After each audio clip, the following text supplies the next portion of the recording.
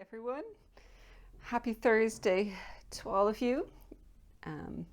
I am amazingly, possibly for the first time ever, I am in fact early. I'm about 2 minutes early on, well, maybe 1 minute early on my live. So hopefully I didn't catch any of you by surprise.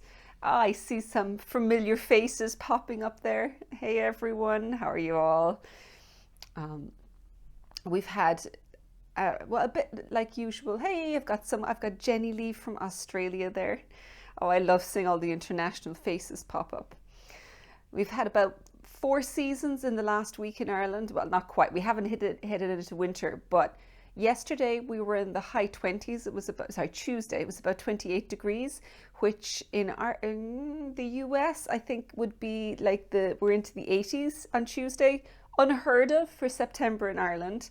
And now outside, I won't turn the camera around, but it is grey and raining on and off. So, hey Kathleen, nice to see you. And I've got Kim from Scotland.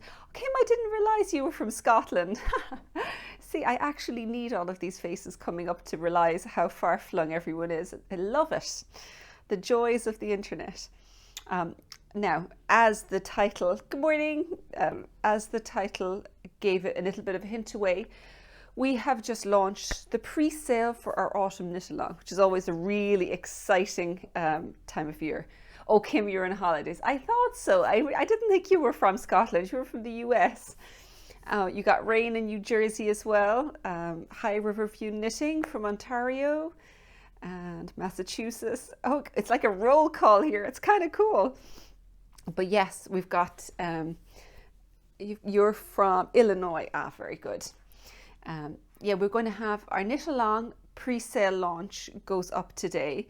But first of all, I wanted to share something that arrived this week that I thought you might be excited about as well. Just had, this is going to be reversed, but you can probably see it, brand new cotton tote bags with our new logo printed, which is kind of fun. So we've got the little tote one, or the little project bag, I should say, drawstring one. And then I've also got the tote bag with the same logo. So I must go update our website to add the new details on it. And they're all organic cotton, which is really nice to be able to have organic cotton tote bags. So they come, probably the larger one will come with each, the actual teardrop one are going to come every time you get the kit, the yarn kits are going to come with the bag, which is great because it means that you've always got something to keep your yarn safe and to carry it around in. So as we're going through, as per usual, if you have some questions as things pop up, then put them under there. We've been trying very carefully with the knit-along to put all the different threads together, but every launch there is a million different things to do, with a lot of them interconnected, where we've got the different things have to go live at the same time, but they still all need the links lived. So hopefully everything will make sense for you, but I'll kind of talk through a little bit today about the sweater, the yarn, and about how the whole knit-along process goes. A lot of you have joined our knit-alongs before, and this is going to be fairly similar to most of our previous knit-alongs, where you'll get all of the information. First of all, you will get a download, you'll get a code to be able to join the workshop, where each of the new videos will pop along as it is released with each clue, and the clues come out on a set schedule. And then what we will also have is, of course, the community and the chat part of it. That has been morphing a little over the last couple of years. We had kind of been using a little bit Facebook group, which I still will use, but what we're going to be also putting everything up in, which is great, is the new Knit Hub. And it's particularly useful because if you're already enrolled in the Teachable workshop for all of the video workshop, it's the same login. And there's in fact down, if you're in Teachable and you're looking at all of the classes, down on the bottom right, there's a little black circle. There's just a chat thing. When you click on that, it's going to bring you straight to the forum. So the whole thing, far more interconnected and a lot more intuitive, less logins to deal with, and it'll be easier to find people. So I'm really excited to have our first full seasonal knit-along actually within the Knit Hub itself. So all of those links are up when you get it in the PDF and also in the what you call it, on the Teachable as well. It'll give you the links. So let me tell you a little bit about the sweater now. I'm assuming you'd like to hear a small bit about it rather than just how the whole Knitalong works. So I'm going to put my sweater here front and center. This is Brutach. Welcome, Brutach. Sorry, Brutach, beg your pardon. I keep getting the names mixed up. You think I remember my own names, but no, I'm all over the place. Brutach. So this is a brioche sweater. I've been wanting to knit a brioche sweater forever because I actually was a little late to the brioche party because I started brioche a few years ago, and I did scarf first of all, and then a little shawl, a shawl that with 2-color shawl and a few accessories. But I've done men's cardigan, baby's cardigan, but I haven't knit a brioche top for myself.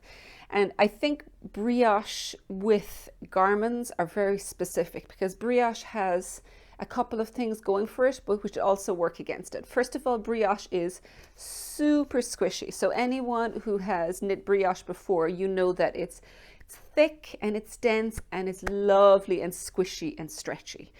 What that does mean though is that whatever you knit in brioche is going to tend to be a little denser, and that means a little heavier.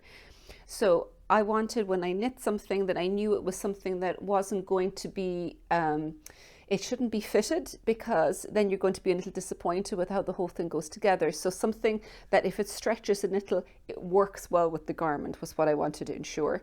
And then also I did this one a little bit cropped so that there wasn't too much weight, or even if it did stretch a small bit lengthwise, that it wouldn't matter because it's not going to end up getting crazy long. I know several of my testers did add a couple of extra repeats down here and made it a bit longer because they weren't into cropped. Works great as that. Just make sure that you take note of the yardage amounts and add a little extra yardage in to make sure. I see someone here, 2 people are very excited to see it's V-neck. So yes, this is a V-neck, and a big reason for the V-neck for this is I just look how the increases in brioche work with when you've got with the V-neck. It's just a simple double increase, because of course with brioche everything's double because you want to increase the entire 2 stitches together, and it just creates this amazing effect down each side here. Now what does it, so this is knit from the top down. You start across the back here and you've got a little bit of short rows. It's not intimidating, it's German short rows, and I've actually done several videos as I went through the whole process, and with German short rows it actually works okay. The only thing you do need to take care of is put a marker where you turn so that you don't lose track of where it is, because with the yarn overs for brioche, very easy to lose track of where those German short rows are. Once you put those markers in, you're fine, you won't have any problems. And you increase down to here, and then the back of it is plain brioche, but then we've got this fun panel in the front. So you can see it looks like a faux cable panel, but it really is basically a lace one, because you've got brioche increases and decreases. The increases are brioche knit yarn over brioche knit, so it's a little bit lacier. So it means that it doesn't change the actual gauge of the knitting. When you actually work that across, the front panel works out pretty much the same gauge as the rest of the garment. And then because it's top down and you're not doing any shaping, it's very easy to increase it a little bit further if you prefer it. This crop style, I've got myself some high-waisted jeans. It looks good with high-waisted jeans, and it looks really nice if you've got any kind of a swingy skirt dress or even a slinky dress, that a crop top looks great over that. So I was never into crop tops, but I've discovered that there's specific kind of ideas that you can, not ideas, clothing ideas, I suppose, that you can use that it works really nicely with. Now, when you're working through with this, because of the fact that the rate of increase is determined by your brioche stitch pattern, and so it kind of the V-neck comes down a little bit far. And in fact, when I was knitting it, I was thinking, oh God, this is going to be really open. But what I did was when I picked up all the stitches, I just added this decrease here and really put this on a smaller needle, pulled it in nice and tight, and it really, really pulled the whole thing together, and it fits very neatly across the front.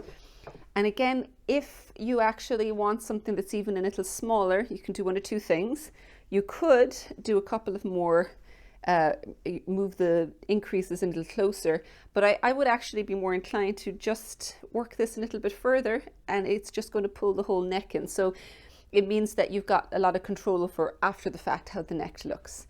And you may notice as well, the sleeves are in a stockinette stitch, which is actually quite enjoyable, because by the time you finish with the brioche and you're done, because brioche is a little bit slower, you're kind of quite relieved to go on to stockinette stitch because it flies. And so the sleeves go very, very quickly in this.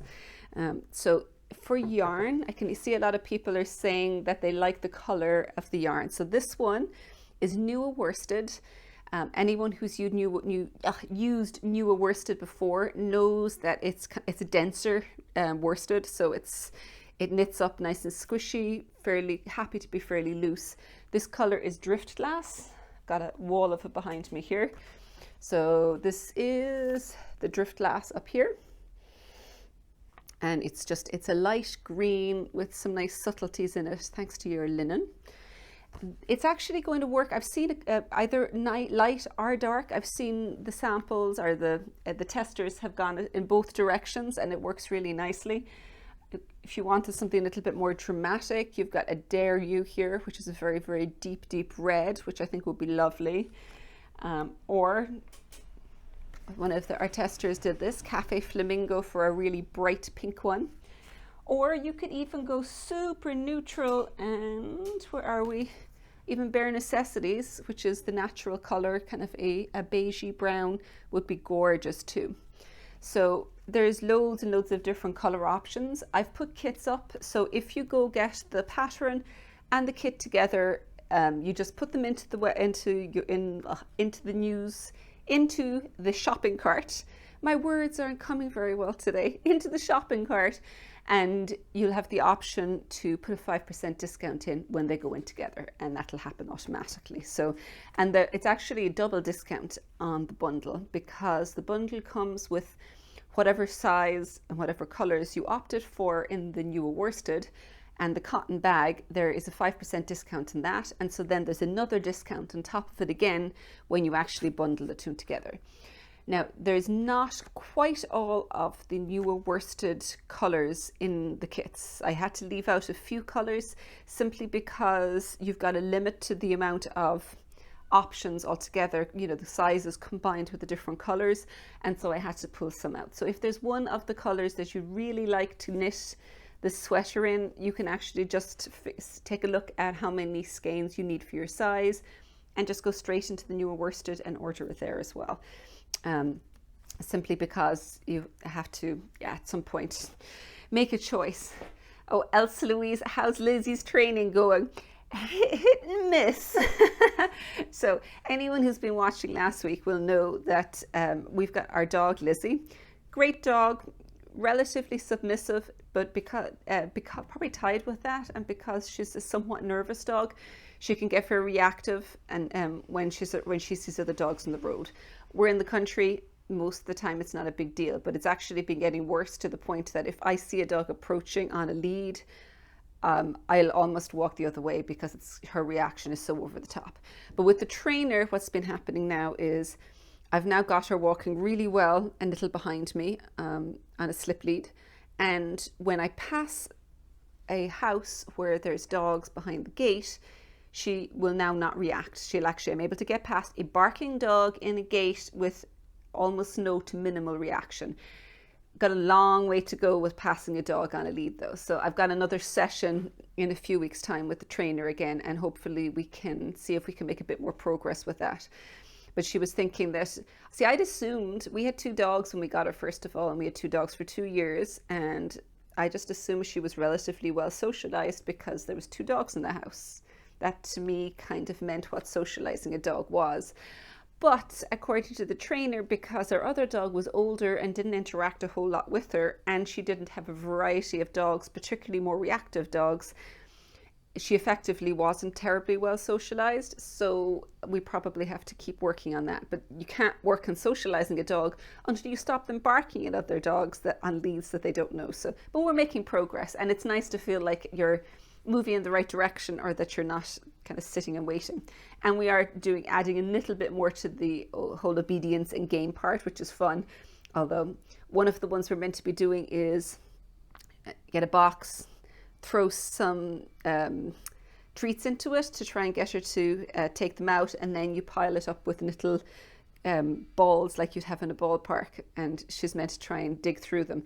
I haven't found the right size box. I tried doing that and she just sat and looked at it and wouldn't even take the treats. In fact, the cat jumped in to take the treats, which kind of defeated the whole purpose. So we're still trying to figure that particular one out. But thank you for asking, Elsa Louise. So that's Lizzie, and that's the new bag. I was very excited to show you. And this is Brutach. So if you have any more questions in relation to that, just shoot them up. Best of luck. You've been there. You've done that. Yeah, it's good. It's fun because it means that I'm kind of working with her, but it's very, very slow progress when you're working with the dog that's a few years old, because it feels like you're never going to actually start seeing changes. So even small ones, I'm trying to appreciate. Now, I wanted to also address in relation to the sweater, if you have not done a brioche knit of any description before, don't let it put you off, because I've actually there's enough time. Right now it's gone on pre-sale, and I'm actually just answering the first one there from Riverview Knitting. The first clue is going to go up on it's either the 7th, I must double check, 7th or 8th of October. So there's a good long stretch of time to get your yarn, to figure out your sizing. And if you haven't done brioche before, that gives you plenty of time to just start swatching and practicing the actual brioche stitches you're going along. Can you add length to the sweater? Too old for cropped? Absolutely. I was kind of saying earlier on there that I have a couple of the testers, and they both added 2 extra repeats of the chart as they were going. And in fact, in the pattern, I have given under the yardage, there's the amount you'll use for each extra inch, so that you can figure out how many extra inches perhaps you'd like to add to the sweater, so that you know, yeah, basically you know how much longer you'd like it. So as a rule of thumb, for smaller sizes, 1 skein is obviously going to be more than enough. If you're in one of the larger sizes, you want to just make sure of that with the calculation before you go forward. But I would encourage you to give brioche a try. It seems a little more intimidating than it actually is, but it's just once you get your hands into the rhythm and start recognizing what's on your needle, it's very fun. So any more questions there before we kind of wind up for today? If you want a small bit more information in relation to Knitalongs in general and all that, you can pop over to my YouTube channel, and I've got a video up there just talking a little bit more about this, and also talking about the modifications and the yarn. So just pop over there and you can have a look at a bit more details.